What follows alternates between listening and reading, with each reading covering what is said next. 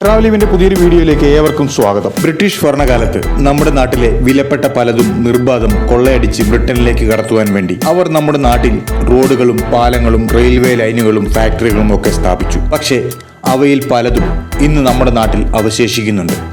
അവയിൽ ഒന്നാണ് കൊല്ലം ജില്ലയിലെ പുനലൂർ തൂക്കുപാലം. സൗത്ത് ഇന്ത്യയിലെ തന്നെ ആദ്യ മോട്ടോറബിൾ തൂക്കുപാലമായ പുനലൂർ തൂക്കുപാലം ഇന്ന് കൊല്ലം ജില്ലയിൽ അറിയപ്പെടുന്ന ഒരു ടൂറിസ്റ്റ് സ്പോട്ടാണ്. നിങ്ങൾ ആദ്യമായിട്ടാണ് ഈ ചാനൽ കാണുന്നതെങ്കിൽ ചാനൽ മറക്കാതെ സബ്സ്ക്രൈബ് ചെയ്യുക. ഒപ്പം തന്നെ തൊട്ടടുത്തുള്ള ബെല്ലൈക്കൺ എനേബിൾ ചെയ്യുക.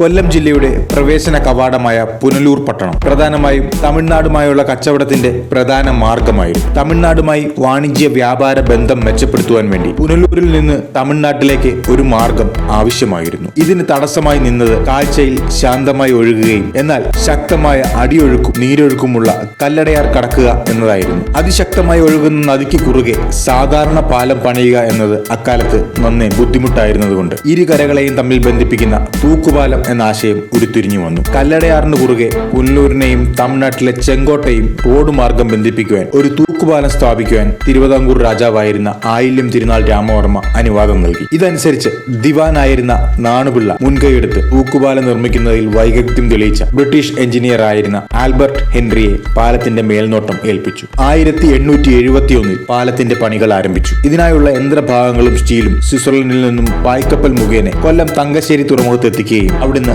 ആനകൾ വലിക്കുന്ന വണ്ടിയിൽ പുനലൂരിൽ എത്തിക്കുകയും ചെയ്തു. 400 അടി നീളമുള്ള പാലം നിർമ്മിക്കാൻ ദിവസേന 200 തൊഴിലാളികളാണ് പണിയെടുത്തത്. പാലത്തിന്റെ ഇരു കരകളും 2 കൂറ്റൻ തൂണുകൾ നിർമ്മിച്ച് ഇരുമ്പ് ചങ്ങലകൾ അതിലൂടെ പാലത്തിന്റെ ഇരു കരകളിലും ഉണ്ടാക്കിയ 4 കിണറുകളിൽ ഉറപ്പിച്ചു നിർത്തി. ചങ്ങലകൾ കൂടി പാലത്തിലെ ലോഡ് തുല്യമായി ഇരു കരകളിലേക്കും ഡിസ്ട്രിബ്യൂട്ട് ചെയ്യുന്ന രീതിയിലായിരുന്നു അത് നിർമ്മിച്ചത്. ഇരുമ്പ് ചട്ടക്കൂടിൽ നിരത്തി അവയിൽ കൂറ്റൻ മരക്കഷ്ണങ്ങൾ നിരത്തി ഇരുമ്പാണികൾ ഉപയോഗിച്ച് ഉറപ്പിച്ച് അവ ഇരുവശത്തും ഇരുമ്പ് റോഡുകൾ ഉപയോഗിച്ച് ചങ്ങലയുമായി ബന്ധിപ്പിച്ചിരിക്കുന്നു. ഇതുമൂലം പാലത്തിൽ വാഹനങ്ങൾ കയറുമ്പോൾ പാലം ചെറുതായി ചാഞ്ചാടുക പതിവായിരുന്നു. ഒരു വശം നിബിഡ വനമായിരുന്ന അക്കാലത്ത് പാലം വന്നാൽ വന്യമൃഗങ്ങൾ നാട്ടിലേക്ക് കയറി വരും എന്നുള്ളതുകൊണ്ട് വന്യമൃഗങ്ങൾ നാട്ടിലേക്ക് കടക്കുവാതിരിക്കാനുള്ള ഒരു മാർഗമായിരുന്നു പാലത്തിന്റെ ഈ ചാഞ്ചാട്ടം. 20 അടി വീതിയും 400 അടി നീളവുമുള്ള പാലത്തിന്റെ തൂണുകൾ തമ്മിൽ 200 അടി നീളമായിരുന്നു ഉണ്ടായിരുന്നത്.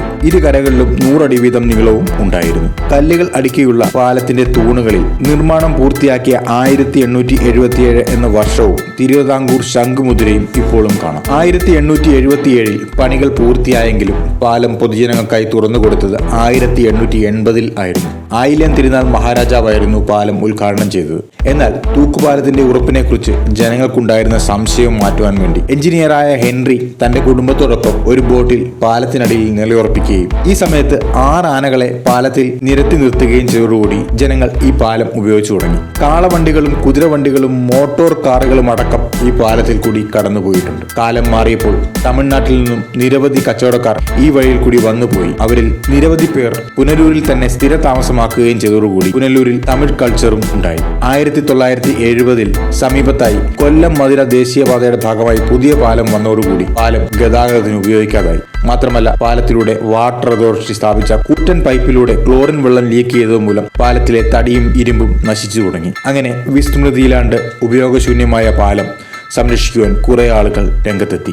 അവരുടെ പ്രവർത്തനങ്ങളുടെ ഫലമായി പാലം 1990 കേരള പുരാവസ്തു വകുപ്പ് ഏറ്റെടുത്ത് നവീകരിച്ചു. പുതിയ ഇരുമ്പ് ചട്ടക്കൂടുകളും തടികളും പാകി പാലത്തെ സംരക്ഷിച്ചു. എന്നാൽ 2020 കോവിഡിന്റെ വരവോടുകൂടി പാലം വീണ്ടും വിസ്മൃതിയിലായി തുടങ്ങി. പാലം അടച്ചു. 2023 കേരള സർക്കാരിന്റെ 100 ദിന കർമ്മ പരിപാടിയുടെ ഭാഗമായി പുരാവസ്തു വകുപ്പ് പാലം വീണ്ടും നവീകരിച്ചു. ഇപ്പോൾ പുരാവസ്തു വകുപ്പ് നേരിട്ട് സംരക്ഷിക്കുന്ന സംരക്ഷിത സ്മാരകങ്ങളിൽ ഒന്നാണ് ഈ പുനലൂർ തൂക്കുപാലം. മാത്രമല്ല സ്വദേശീയരും വിദേശീയരുമായ ധാരാളം ടൂറിസ്റ്റുകൾ സൗത്ത് ഇന്ത്യയിലെ ആദ്യ മോട്ടോറബിൾ തൂക്കുപാലം കാണാൻ വേണ്ടി ദിവസേന പുനലൂരിൽ എത്തിച്ചേരുന്നുണ്ട്. അപ്പോൾ വീണ്ടും പുതിയൊരു വീഡിയോയുമായി കാണാം എന്ന് പറഞ്ഞുകൊണ്ട് ഞാൻ ശ്യാം കൃഷ്ണൻ.